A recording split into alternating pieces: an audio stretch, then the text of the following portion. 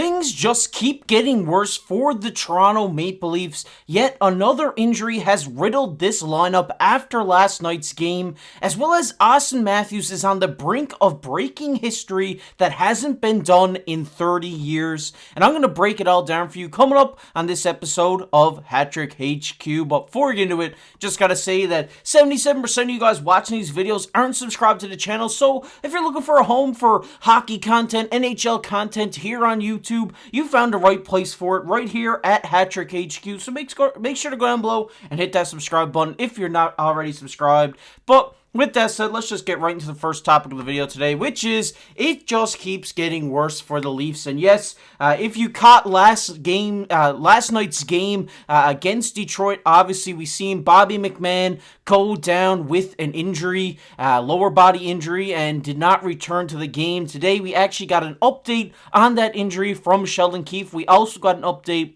on Jake McCabe, who got struck in the face with a puck last night, and this is what Sheldon Keefe had to say. He said, it looks like McCabe is fine and couldn't come back due to the swelling on his face, so he should be fine to go next game, is what my reaction is to this, is what I'm kind of taking away from this. But he also says Bobby McMann has a lower body injury, and they still had to determine the severity of it. So, from what we're seeing here, it looks like an all clear for Jake McCabe. Just got to get those swelling down, and he should be good to go again. But the bad news here is Bobby McMann. And yes, I know Bobby McMann is a guy who, me personally, I really like on this Toronto Maple Leafs team. A guy who I've said in previous videos that I think is going to be their breakout guy in the playoffs this year. And now seeing that he has a lower body injury, looked like a little, when he went up along the boards there, the knees and legs kind of got twisted together and it looked like he may have twisted something there,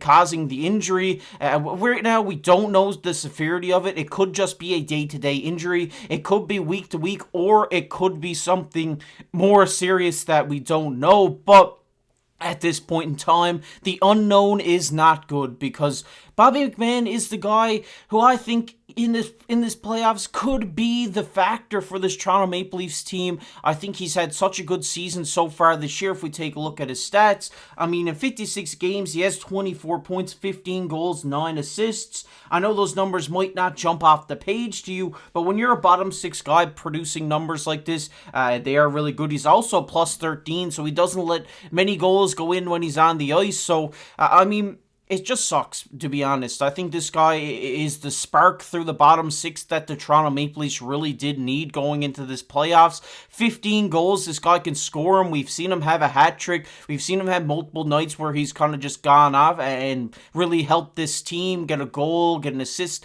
whatever it may be. He's also great at the stuff off the stat sheet as well. He's pretty sound defensively as a forward in his own end. He's great at back checking, forward checking, stuff like this.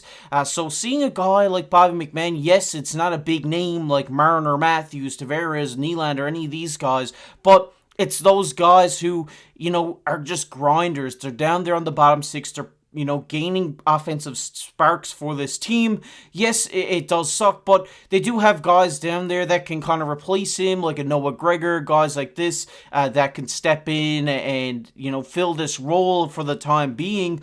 But I really hope that Bobby McMann is back for the playoffs, because like I said, I think this guy is the spark that this team needs going into this year's playoffs, and I think he's going to be that guy that breaks out. We see it every year, that guy that not everybody knows kind of, break out and just have a great playoffs, and I was really expecting this to be Bobby McMann, and now seeing him go down with an injury with just 2 games left in the season, this close to playoffs, it just really sucks to see. Obviously, I really hope this guy has a speedy recovery and, he figures out what's going on and he can get back to playing for the playoffs.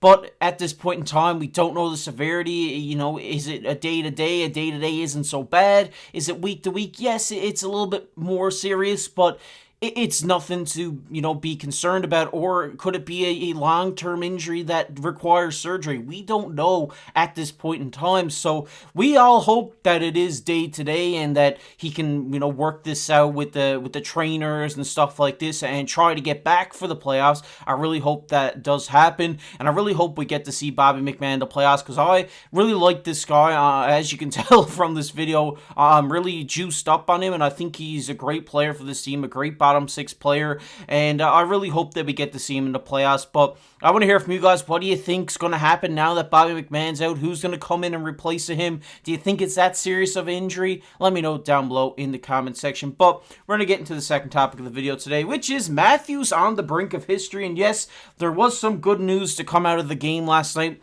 and that was that Auston Matthews scores his 69th goal of the year and picks up his 107th point for a new career high, which obviously is great for Auston Matthews, getting a new career high in points at 107, and now with 69 goals, obviously a career high in goals for him as well.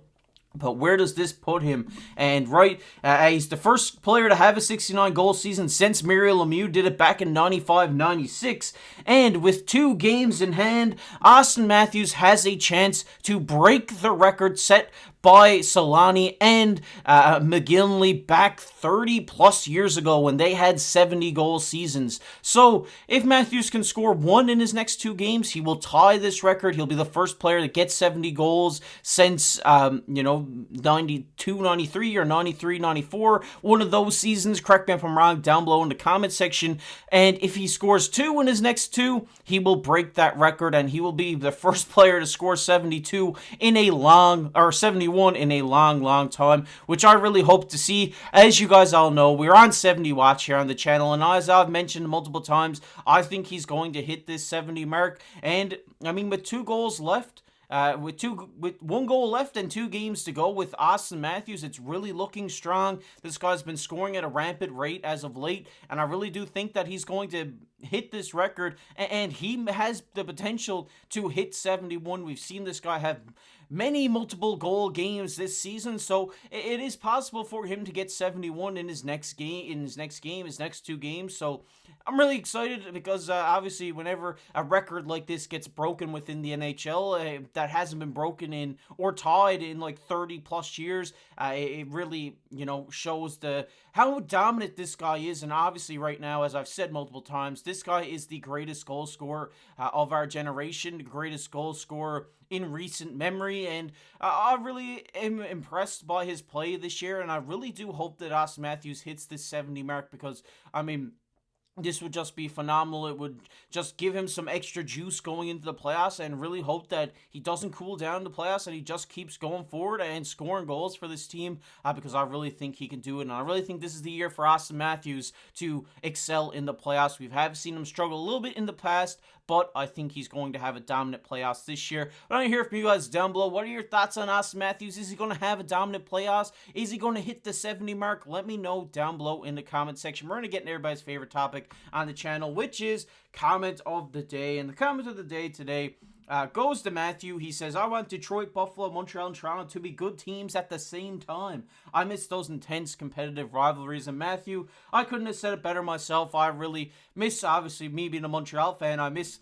Montreal being a good team, but I think, like you said, those rivalry games, those are really fun to watch. The Montreal and Toronto, when both teams are really good and competitive, they're such fun games to watch, as well as Detroit, Buffalo. They're so fun, teams to watch. I'm always like Buffalo. I've always, rooted for those guys. They kind of had, some bad luck over the last few years, but now looking like the team's going to pick up, and it looks like Montreal and Buffalo are going to be dominant teams at the same time, which I'm all here for as well. But yeah, I really agree with you, Matthew. Appreciate you commenting on the video. Appreciate you showing your support. I really like that comment you left there. Really got my mind reeling here today. But if you guys enjoyed this one, make sure down below, hit that like button, hit that subscribe button. We're on the road for 3,500 subscribers here on the channel. And if you're looking for a place for daily NHL, daily Leafs content, you found it right here at Hat Trick HQ. And you're not going to want to miss anything that we put up. So go down below and hit that subscribe button. And if you want to check out a video we did yesterday, it'll be popping up on your screen right now.